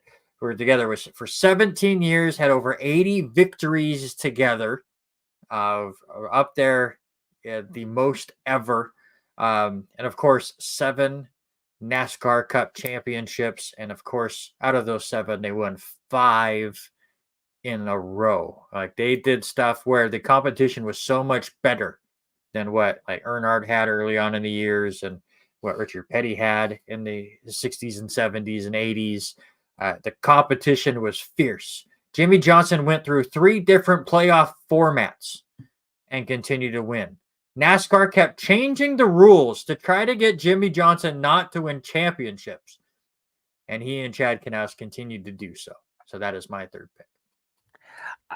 So this one was a little bit harder for me because I kept wanting to go back and forth, and I was shocked that when you did your third pick, you didn't go a baseball direction, and so I'm Mhm. gonna go a baseball direction, and I'm gonna go with a guy that coached during the huge run, and we watched him. And it goes back. I talked with Zach the other day up in the press boxes. We were working the games this last weekend about the teams that we grew up watching here in the LC Valley back in the 80s. There was only one team we ever got to watch, and that was the Atlanta Braves. And so I'm going to go with Bobby Cox. Now, with Bobby Cox, I could have went like many different directions. I I I, I, did. I messaged Eric, said you need to come vote. I also messaged Haley that she needs to come vote too. But we'll go back over them here real quick, guys. So I'm going with Bobby Cox, and I think I could have said a few different names. I could have said Tom Glavine. I wanted to say Greg Maddox so much, but one guy that was there the entire time, and I said the name in the press box the other day, and I'm going to go with Larry Jones, better known as Chipper Jones. I mean, those guys were just growing up. It was all about Bobby Cox there, and you seeing Bobby Cox in the 90s, the World Series in 95, 96, 97, all of those years, and what he was doing. You could But he throw wasn't a in the lot. World Series on some of those years. No, he was there. He made the pennant in 95 or Yeah. 96, World Series in 95. He had the pennant in 91, 92. That was when ended up losing to Minnesota. That was such a heartbreaker in 91 watching Minnesota, 92. Toronto, the So Yankees. Yeah, they lost to all of them. but he was consistent with his NL team, and he kept getting back to the playoffs. And Yeah. so I went with Bobby Cox. I mean, he's one of the strongest managers there. I think I probably could have went with a different Yeah, player. 100%. I wanted to go with There's Greg Maddox. so many different Yankee combinations you could have went with, but no, you went with the one team that won one championship together. I don't know. Anyways, to real quickly go over it, as I had summoned a few people to try to get their votes in. We'll see if other people have hopped on over these last few minutes as well. We'll go over it again. Sports related draft this week was your best player and manager / coach combinations in sports history. Robert came up with the topic, so I had the first pick. My team is Tom Brady and Bill Belichick, Bart Starr and Vince Lombardi, and Jimmy Johnson and Chad Knaus of NASCAR, not Jimmy Johnson, the football coach, Jimmy Johnson, the NASCAR driver. So those are my 3: Brady, Belichick, Starr, Lombardi, and Johnson and Knaus. Robert, your 3. I'm gonna go with Michael Jordan and Phil Jackson. Then I go Magic Johnson with Pat Riley, and then to round it out, Chipper Jones with Bobby Cox. So there you go. Let us know whose teams win this week for the sports related draft while we wait for those votes to come in. Let's get to Major League Baseball. We have not said Major League Baseball I know. this entire show. We're 90 minutes in almost. But a big trade happened since we were last on, which is shocking in May. But the Miami Marlins traded Luis Ariz to the San Diego Padres for 4 prospects, outfielders Dylan Head and Jacob Marcy, first baseman Nathan Martorella, and right-handed pitcher Woo-Suk Go, I believe is how you pronounce that name. I have been told that those 4 prospects are all decent enough for the now Miami Marlins. They could possibly have 3 of those 4 even make it into Major League Baseball, any mix of them. And that's all you're trying to do when you get the prospects is and get a bunch of them and hope a couple of them hit. Thoughts on this trade and having it already in May? It was crazy. We talked about it last week. Zach and I did. Up in the press box of what San Diego was getting out of him with Arias. And so I think it's going to bolster this team a little bit. I think it's going to really help out there in the NL West. Just shocked how many go with that direction. Wow. See, I'm gonna chime in with that for really quick because I will almost went. Yeah, Right. I almost went a different direction, not knowing whether or not Denny was going to be, because I almost went Brooks Robinson with Earl Weaver, but you wouldn't know who those were. There's a trick to this show sometimes, and it's depending on who's here. And it's difficult because we always do the sports related draft early and put in our picks, but it's always sometimes you kind of lean to certain voters and hoping that they're on. Yeah, the Marlins have definitely thrown in their towel. We'll see if they move some of the other players that they have and really work on it even more. We'll see what this does for the Padres. But now the big question is, and it's something very, very cool. Can Luis Ariz become the first Major League Baseball player ever to win a batting title for 3 different teams? Whew. I think he's a talented enough player. I think he could. I was just looking up to see where he is sitting in stats right now. He's got to be still up in the top 10 in batting average, if I'm not mistaken. Yeah. Mm-hmm. I'm looking here really fast.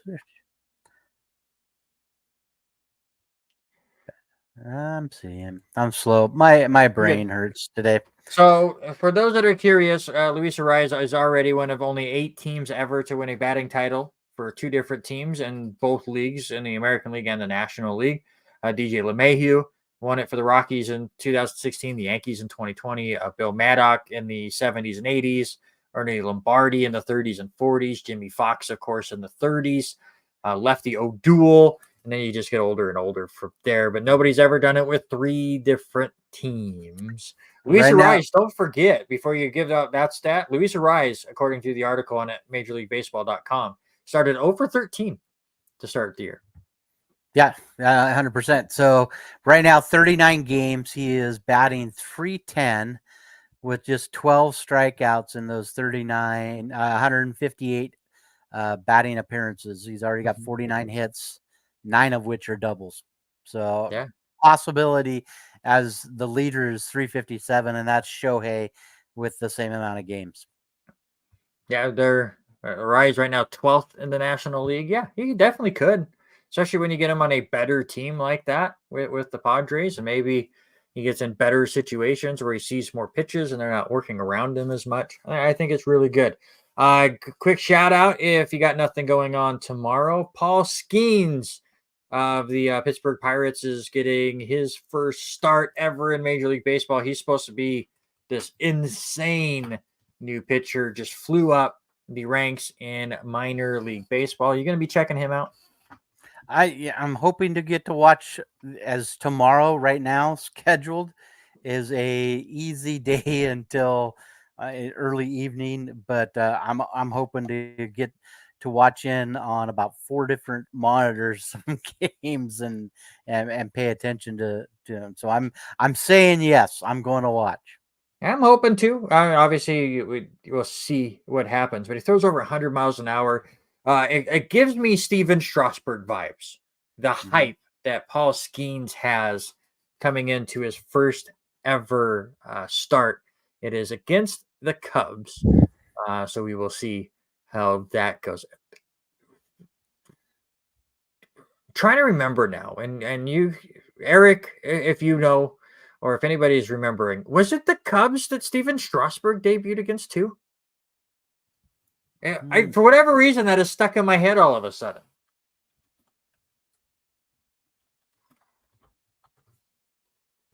No, it was against or for the Nationals. Let's see, who were they playing? I don't want the video. I don't have time to watch a video. Jeez. No, it was against Pittsburgh. So never mind. It was the Pittsburgh Pirates who had this happen to them. So Pirates now get their chance to have some fun with their own top prospect. Speaking of Major League Baseball, let's get into it. Let's get into our power rankings. Eric was part of the show last week. And Eric, if you are still on, let us know your top 5 if you so choose. But Robert, hit me with yours. For me, I did a little bit of a shakeup just because Atlanta's struggled a little bit. So, and Dodgers have showed some light. So I'm going to move them up to number 1. I keep Philly in the top 5. I have them at 2, moving them up 1 spot. I drop Baltimore down to 3. I keep your Yankees at number 4, and I keep Cleveland at number 5. Stop trying to make Cleveland happen. Stop it. Stop it right now. It's not Memorial Day yet. It's not Memorial Day yet. That's what I'm saying. What are they? 9 games over 500? They're not a thing. They're not going to be a top team. They might win the AL Central because AL Central is 85 wins that thing. Just chill. Especially with Minnesota. Where did Minnesota's winning streak end? Like 11, and now they're on another 3-game winning streak. The team is insane. What the Twins have been able to do. Twins not in my top 5. I have the same 5 teams as last week, just slightly different orders. I'm with you. Give me the Dodgers number 1. They swept Atlanta this week, so that obviously is going to bump you up the rankings quickly. They've won 7 in a row. They're really starting to kind of get into that groove you were expecting. And that's all with Mookie Betts. I don't think's hit a home run in a month. But to no worry, because Shohei Ohtani is hitting all the home runs for him. Ohtani's been insane. MVP in the National League so far by a long ways. I will still have Baltimore at 2. I really like what they're doing, and they're still calling up prospects. That team is just extremely deep. The fact that they've had some of these prospects like Jackson Holiday really struggle in their debuts, and they still are 25-12 is just insane what they are doing. I will keep the Yankees at 3. Another team that I like what I see right now. Sorry, Eric. Well, actually, I'm not sorry. You didn't vote for me, but the Yankees beat the Rays 2-0 today. Pitching has been surprisingly good for New York. I want to say coming into yesterday, they were 2nd in the Major League Baseball in team ERA, only behind the Boston Red Sox, who have been a bit of a surprise early on. Bullpen has the top ERA in the league as well. And then you have Soto doing Soto things. Judge is starting to heat back up. Stanton hit a ball earlier this week that was 109.9 miles an hour off the bat. Hardest hit ball of the year. So liking what the Yankees are doing.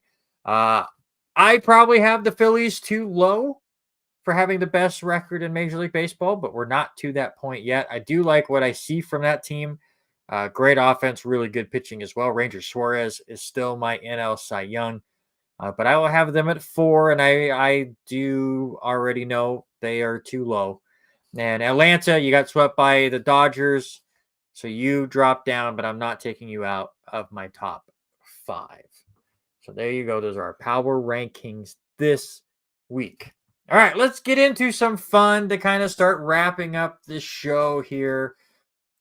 We talk about almost through our 4th year on this show. Mm-hmm. And we've said it multiple times. The NFL schedule release date is a special day for both of us because we do the bowling league at Lancers that is associated with the National Football League. And we have our schedule go exactly like the NFL schedule. So it's not just oh, cool, let's see what the Ravens and the Jets are doing this year and when we're playing who and how that all looks. It is for us, when are we bowling this team? It is for me, now I can start doing lane assignments because the schedule is fully out. I can really start working on those things. So for us, it has, there you go.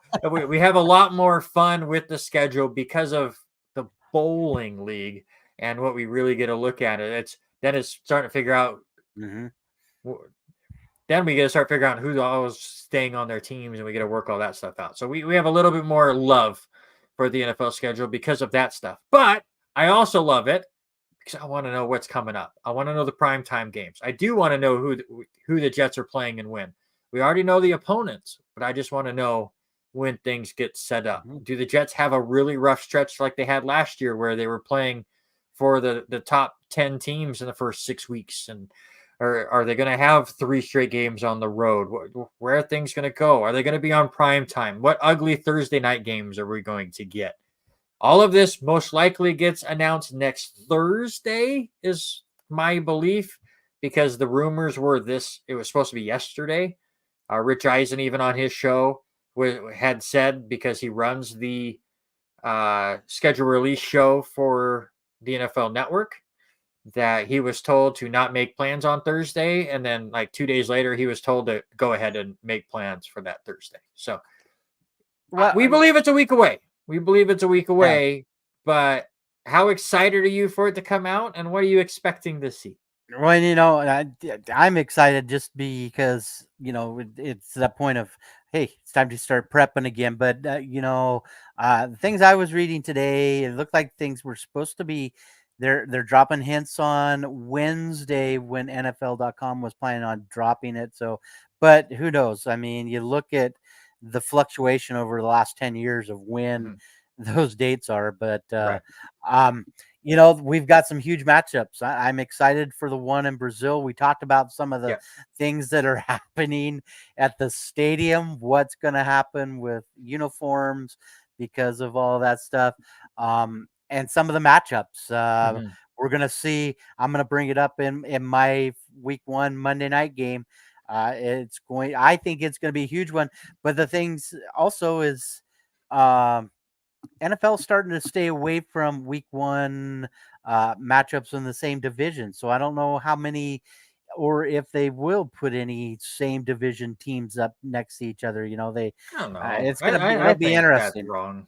I think that's a misnomer. I think there were several last year. I will look that up. But let's get into it. Let's predict the week 1 schedule, though Robert did not predict all 16 games because he's scared.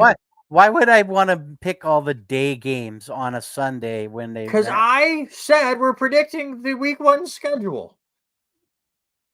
And Robert went, I'm predicting 3 games. Screw you. Strongly dislike. Strongly dislike. Well, let's start it off. We know one team that will be on Thursday night. The season opener, the Kansas City Chiefs, the Super Bowl champions, will host. We know that, which helps us start narrowing down who they could face, as the opponents and the home and away setup has already been determined. So we can look it up, and I'll look it up again real quick. For Kansas City, their home games are against, of course, the 3 divisional teams, Broncos, Chargers, Raiders. They also will host the Ravens, the Bengals, the Saints, the Buccaneers, and the Texans. So just like that, we've narrowed it down to one team on one side and one of 8 teams on the other. And with that said, who plays on Thursday night? I like the chances of this happening. I kind of laughed and I chuckled about it when I thought about what that matchup could be. I'm taking Baker Mayfield and Mike Evans going into Kansas City. I think that is going to be huge. What could Vita Vea prove There's lots of things that could happen with this team. Can Antoine Winfield come in, disrupt what Travis Kelsey and Patrick Mahomes can do? I think that is going to be a fun matchup, and looking at the home opponents, this could be a very favorable one early in the season. Yeah, I can definitely get that. You then keep some of the other big matchups that Kansas City will have at Arrowhead for later on for other primetime games. I get that. Everyone's going to watch this game already, so you don't have to go way over the top with it. With that said, I believe it'll be the Houston Texans that will be the team to take on Kansas City. They took on a team from the NFC last year in the opening game against Detroit, and the Lions shocked everybody and got the win. CJ Stroud had a fantastic rookie year, and they all think he's going to be that next generation of quarterback. Put him up against Kansas City on Thursday night. We'll see how things go. Friday night, we know it's Brazil, Green Bay Packers at the Philadelphia Eagles. Lock that in. Sunday night football. And I just looked it up. There were 8 division games in week 1 last year. So they are not shifting away from it. And I'm going to say a division matchup right off the back, week 1. Joe Burrow should be healthy, should be hopefully 100%. We'll see what training camp does to his body as it did last year. And maybe the NFL is going, we need to get this game on prime time before backups get involved, because Lamar stayed healthy last year. I'll give him credit, but he has injury history as well. So does Joe Burrow. So let's go ahead and get Cincinnati and Baltimore out of the way week 1, when hopefully both quarterbacks are healthy. I want to see King Derrick Henry run all over and take on that. That's going to be a great match. I don't think they're going to go super early with this matchup. I'm going to go with one with your New York Jets. Okay. And Aaron Rodgers. He's going to go out and take on Mr. Irrelevant, who has proved himself to be somewhat irrelevant in Mr. Brock Purdy. I think it's going to be the Jets. What bigger area? Take it to Sunday Night Football in San Francisco area, Levi Stadium. I think it's the Jets versus the 49ers. Obviously, Aaron Rodgers from the San Francisco area, and there's a whole history there. I get that, but that's not the big place where I think the Jets are going to play week 1. But I'll get to that in a moment. Monday Night Football. We are both predicting just one Monday Night Football game in week 1. Last year, they went a couple years where it's 2 Monday Night Football games week 1. Last year, it was weeks 2 and 3 that they had the doubleheaders. I love Monday Night Football doubleheaders, where they kind of stagnate them, where one starts an hour before the other, and they're both going on at the same time, so you can still flip back and forth. One's on ABC, one's on ESPN. I would love that all year long. Obviously, they'd have to wait for another TV deal to make that official and a year-long thing. So we are both predicting just one Monday Night Football game, but which is yours? So with the Manning cast, hear me out. We got Manning and Manning. Yep. Getting joined with Bill Belichick. Why not have brother and brother? Might as well put it very first week 1, brother versus brother. Give me John Harbaugh, my Baltimore Ravens, going out to LA to take on Mr. Jim Harbaugh as Chargers. I like it. I really do. I did not put 2 and 2 together. That's a good one. That makes 100% sense. Will they do it week 1? Wait, we don't know. Hold it. I'm done. It's been a great evening. Have a good one. He said that's what I'm saying. Will it be week 1? I don't know. Yeah. Because I think my Monday Night Football game for week 1 is better. But I do think this has to be a Monday Night Football game because of, as you said, Manning cast brother versus brother have that as a Monday Night Football game. However, I'm putting this in Sharpie. Week 1, Monday Night Football. We go back to where it all went down. What was Monday Night Football week 1 last year? The Buffalo Bills at the New York Jets. all of the hype for Aaron Rodgers, all of the hype of what were the Jets going to be able to do, and MetLife Stadium took it from us in 4 plays. So what better way to take it all back and We're gonna try Aaron rewind. Rodgers again to start this season to turn the Jets relevant than against the Buffalo Bills at MetLife Stadium on Monday Night Football? A redo of what we were supposed to get last year. The story writes itself, and Fair. I lock it in. And then you can get Baltimore and the Chargers on a different Monday night, because I think that's fantastic. And make sure that's not on one of those doubleheader nights as well. Yeah. I And do like that matchup. yeah, rewind. I mean, that sounds good. Didn't even think about that was the team that they were playing against when he got hurt. So Yep. uh, And the Jets fair still won that statement. game. Fair statement. Yeah. Harry's not here to defend his team, but the Jets still beat the Buffalo Bills. I'm just going to say it right now. But the main reason why this has to happen, can you imagine the cheer at MetLife Stadium the moment the Jets get to play number 5 offensively and Aaron Rodgers has lasted longer than last year? That place is going to go ballistic. It's going to be great. I need Yeah, it. I think that's a fair comment about it being your first game, a home game. Mhm. You know, and I don't remember who all is on your schedule for I can look at it. this year for home opponents, but um yeah, that you make a great point. Can you imagine what that place sounds like after the 5th play, Yeah. For the especially Jets with at your fan home, base? yeah, for the Jets at home, they have 8 home games. Obviously, the 3 divisional games, then Houston, Indianapolis, the Rams, Seahawks, and Broncos are the teams that will travel to MetLife Stadium to take on the Jets. I had some fun, and I did the whole 16-game schedule because I want to see how close I am.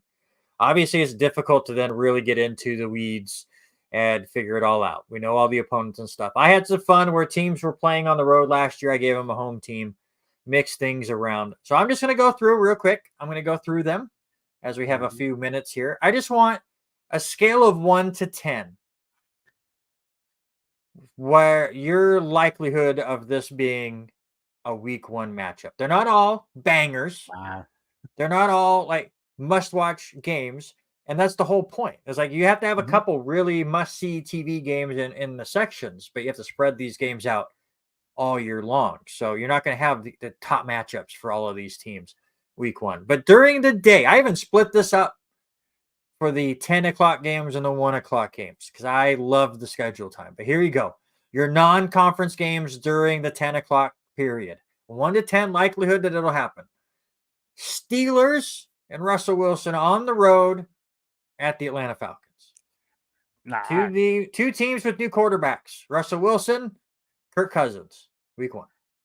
it'll be an interesting matchup, but I don't think it's going to be a week one. So scale I 1 give to it a 10. 50. I'm 50%. Give me a 5. I thought you were going to give me a 5. 50. I was very excited.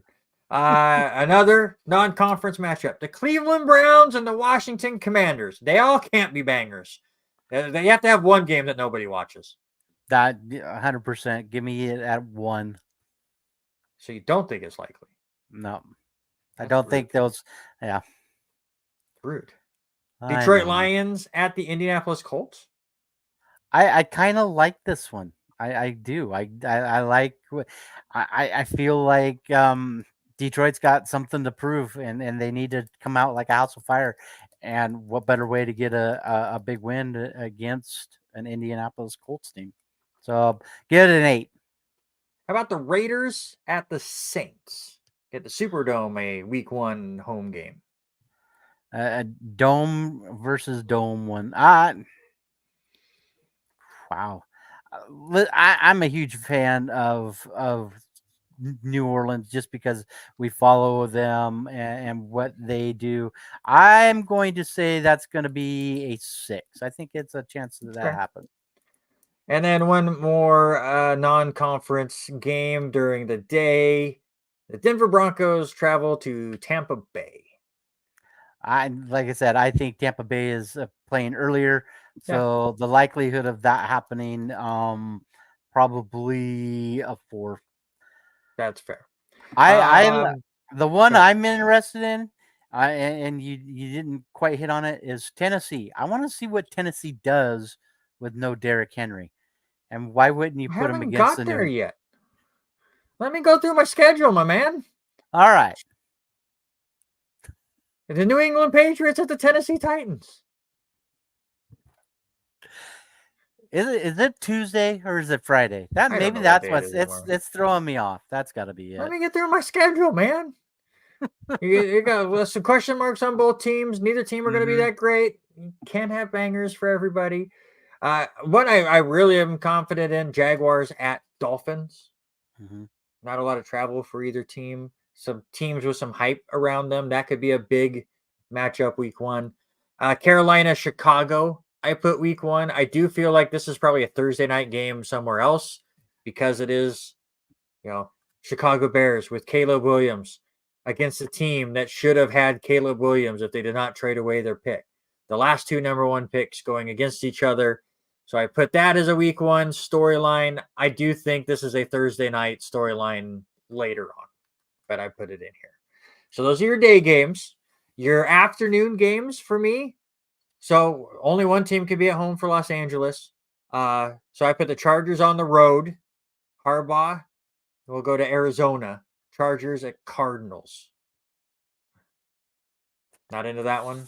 Not really. How about Even Vikings th- at the even though the Chargers have made a lot of improvements, I think in different positions. I think it's interesting, but I'm still more of that Monday night one in there. Arizona just I falter with Arizona. I Yeah, don't that's think fair. they've done anything. See what Harrison can do. It'll be fine. Mhm. Since I have the Chargers on the road, the Rams will be at home against the new look Minnesota Vikings. I would buy into that just a little bit. I Okay. mean, the Rams losing defensive pieces. I would be interested to see how a defensive minded team that I feel in Minnesota goes up against a team with no Aaron Darnold.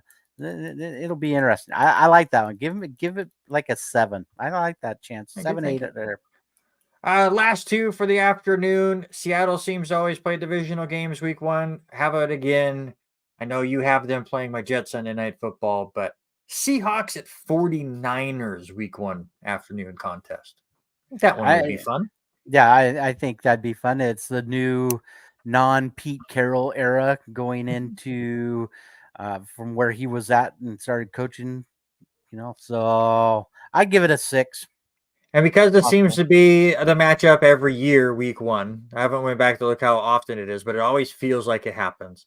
Dallas Cowboys at the New York Giants at the 1 o'clock time, Pacific time, but it's on the East Coast, so it's the mini prime time game. This will be the Fox game of the week. Hmm. Cowboys Giants. I think it's highly likely. And after that game is over, stay tuned as the Little Giants come back and make their debut on TV. There you go. That is my predictions for the full slate of week one. Robert poo-pooed some of it, but we'll see. It's supposed to be out next week, though it does sound like it will be out after our show next week with whoever Robert has.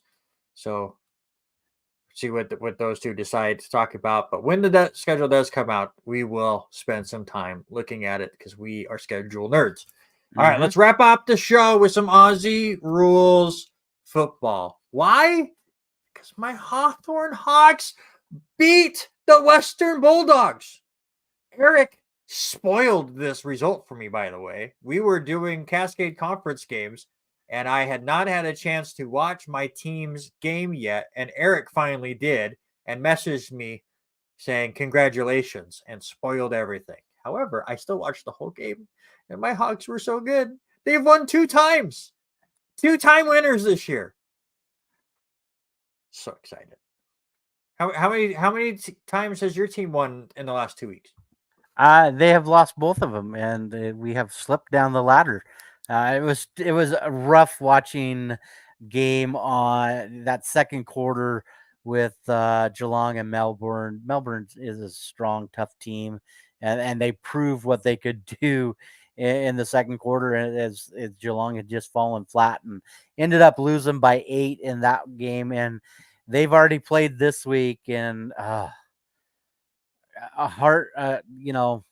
heartbreaker to lose again by basically one goal. Another tough loss, losing to Port Adelaide 101-95. I have it recorded. Game plan is to watch it after we're done with our other show here tonight. So that's my game plan. Knowing that we're still losing, I'm going to watch it. Yeah. Addie wants to see her picture. There's her picture. A little Bingo B, little LC in there. It's in there, Addie. You calm down. It's fine. He wants to see her artwork so much. There it is. I like it. Actually, since Addie's here, I didn't get to bring it up, but we did talk about the result. But you know what happened today? Just believe, Dad. The Yankees are going to win. They did. Yankees beat the Rays 2-0. Everything's coming up, Randy. That sounds more awkward than it needs to. My name sucks. That's going to do it for this week's R&R Sports Report. Again, next week on Tuesday, it'll be Robert Hagan and a guest, as I will be knee-deep in the NAIA opening round. I'll keep him updated on what is happening over there at Harris Field, but it'll be a regularly scheduled episode next week. The week after that will also be regularly scheduled on Tuesday, as we will preview the NAIA World Series. We'll have the 10 teams, and we'll just be days away from the opening games. We will not have a show during the World Series. It's always an extremely busy 10 days for us. Zero chance of trying to find a spot to really have a normal show, because the NAIA World Series is going on and it's happening every night. So no show the week of the NAIA World Series. We'll be back our normal times in June. I want to thank Darren. Thank you, sweetheart. I want to thank Darren Trainer for hopping on and having a 40-minute conversation with us about Lewiston High School baseball, some LC stuff as well. Again, happy birthday to Mr. Robert Hagan, who turned 50 earlier this week. I appreciate everyone's kind thoughts and comments about my graduation today. My eyes still hurt. I'm tired. It was a very long day over there, and it was warm. I have to say that. It was very warm waiting to go into the athletic center today. So I appreciate all of everybody's thoughts. Don't forget, Bad Brackets is out. The best pop, cola, or soft drink or soda pop or whatever you want to call it. We did the best of those on our latest episode of Bad Brackets. Next week, in a show that we're just about to hit record on, we are going to do the best current Major League Baseball team logos, because we needed something quick because it's been really busy, and that was the easiest one to come up with. That show has a twist. I'm so excited to reveal it to the guys. We're going to have a new contestant on the show on Monday. Brian Gremling, who has been a guest host on this show as well, is going to get introduced to the rancidness. It's going to be a lot of fun. So thank you guys so much once again for hanging out with us for another R&R Sports Report. I know it's a Friday, so we didn't have the same grouping in. Hopefully everyone else can catch up and watch it over the weekend. If not, we totally get it. We appreciate you guys either way. But for now, that's Robert. I'm Randy. This is the R&R Sports Report. And until we come back on Tuesday night, we are